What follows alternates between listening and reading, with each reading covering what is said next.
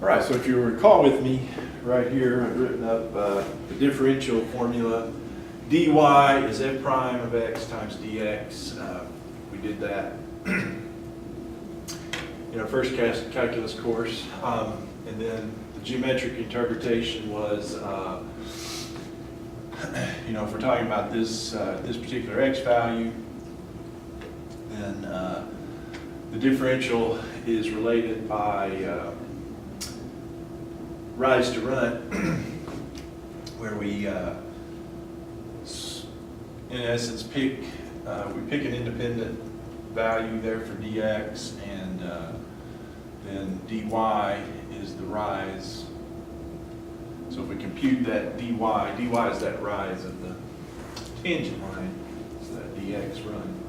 Anyway, we talked about that, right, a day or so ago, but we also, and they'll talk about this counterpart too. We also talked about the delta y. And remember, it was just the change in y, which was f of x plus delta x minus f of x. It's just the change in the y values. And the way it was related was, yeah, the dx and the delta x, we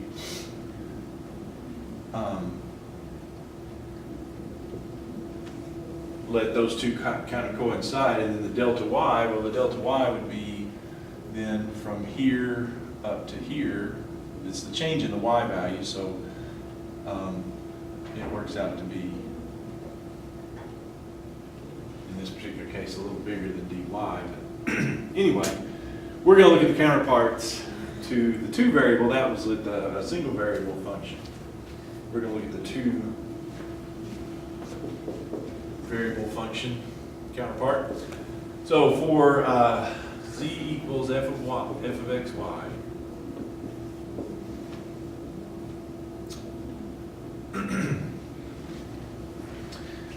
so in that particular case, we would have a dx and a delta, dx and a dy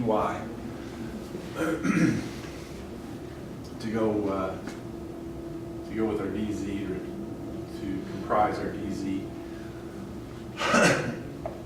And so then the dz is going to be pretty much what we hope. You do the partial of x with respect, partial of f with respect to x, times that by dx, and then so that takes care of the dx part, and then the dy part is partial of f with respect to y.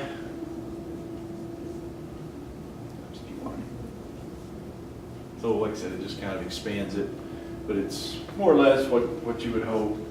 Dy, when we had one variable, was, this was all y equals f of x. So dy was f prime of x times dx. Well, here we've got z in terms of f, x and y, so yeah, you do the partial of f with respect to x times the dx, and then partial of f with respect to y dy. I'm not going to try to draw what that geometrically represents, but if you think about it, this is very much related to the tangent plane. At a particular surface, we don't find, I guess we do find tangent lines, but the counterpart is the tangent plane to the tangent line in one dimension, one variable form. So here, what we're talking about for the dz, that's going to be the rise in the height of the tangent plane, as opposed to the height of the rise of the tangent line. So that's what dz represents. It's how much that tangent plane rises. I'm not going to try to draw that, but the book has some nice pictures, so if you're curious there.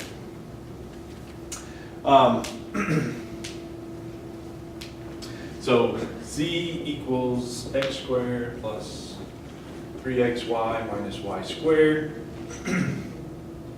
Number one, let's find dz. So this is just, it doesn't give us a specific x and y value, just compute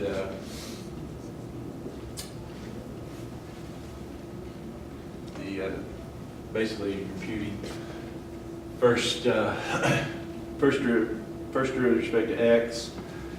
So that would be 2x plus 3y. So when I do the partial with respect to x, the y is fixed, as before. So that would be 0. 2x plus 3y. Does that sound good? Times dx. And then the partial with respect to y, that would be 3y, because now the x is fixed, so that's 0 derivative. Derivative that would be 3y with respect to y minus 2y. dy.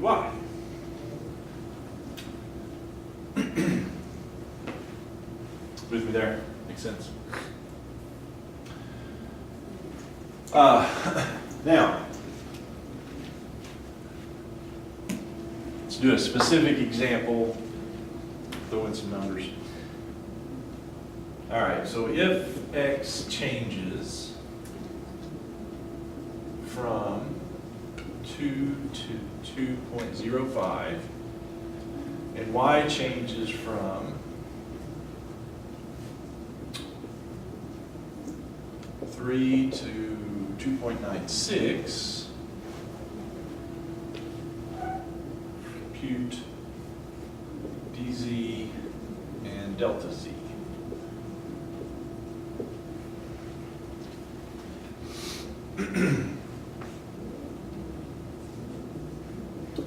All right, well, we've already got dz formula-wise handy here.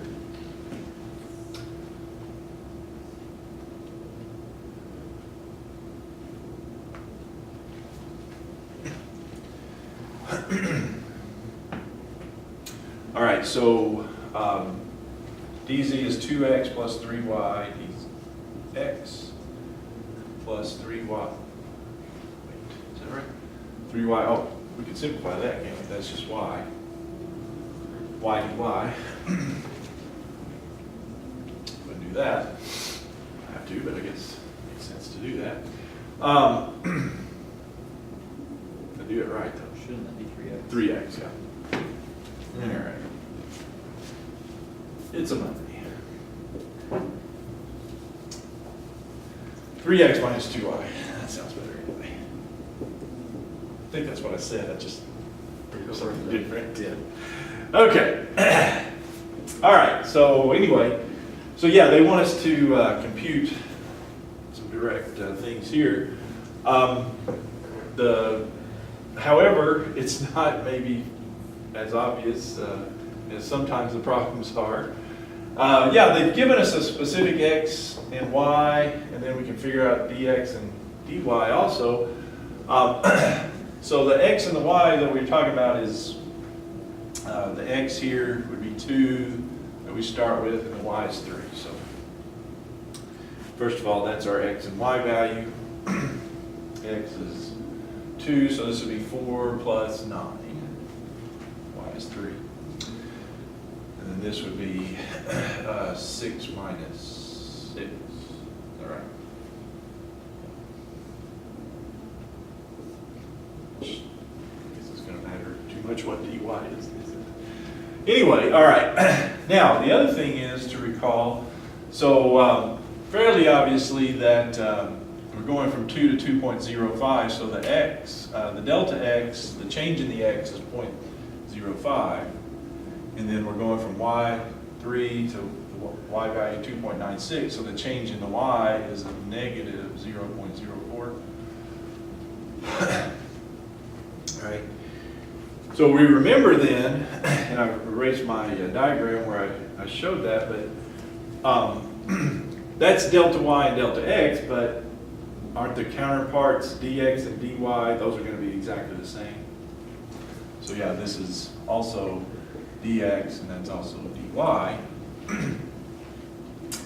for the same reasons that it was on the one variable situation. So dx is 0.05, and dy doesn't matter, but if we did need it, it'd be negative 0.04. Yeah, so this This is 0, so that term just drops out, so it's 13 times 0.05, so dz would be, what does that make dz?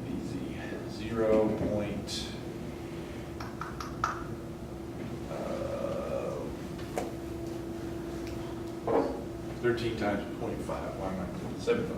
0.75? Check me on that.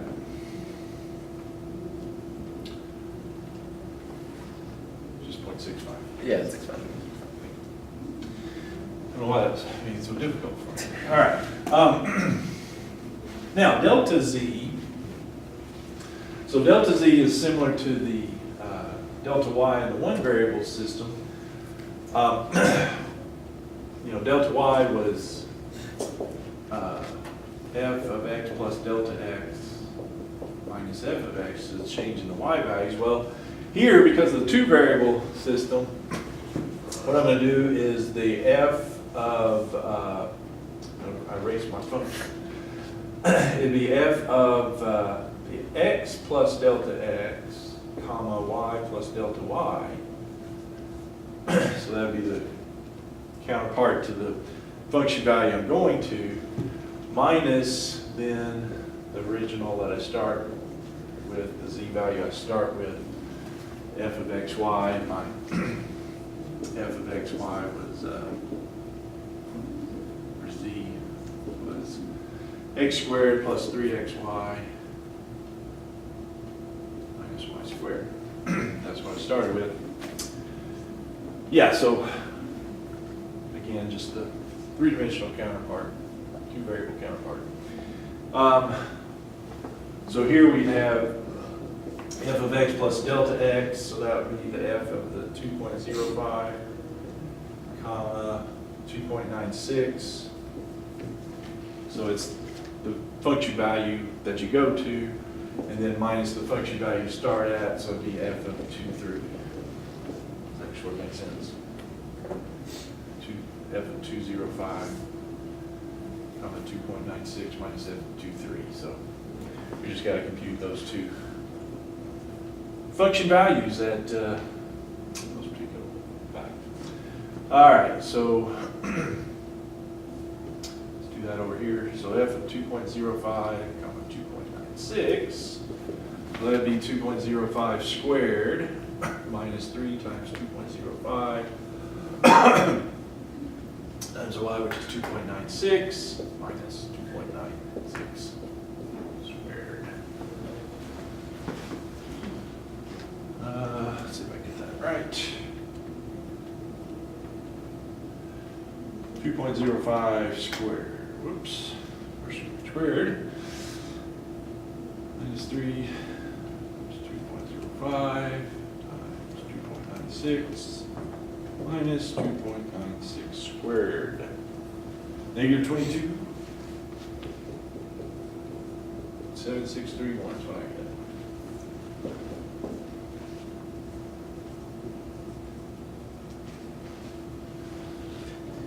Seems to make sense. Except, wow. Plus,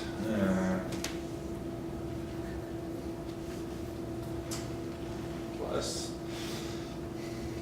I can fix that pretty easy. All right, so plus 13.6449. There we go. F of 2.3, a little easier. It would be,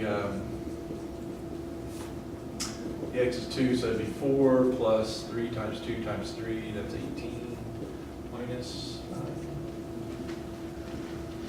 which is 13. So it's 0.6449. Which, yeah, pretty close, pretty close in value, but yeah, our deltas changes weren't very big anyways. Makes sort of sense. Those would be pretty close. Anyway, that's differentials. Just kind of extends it out a bit.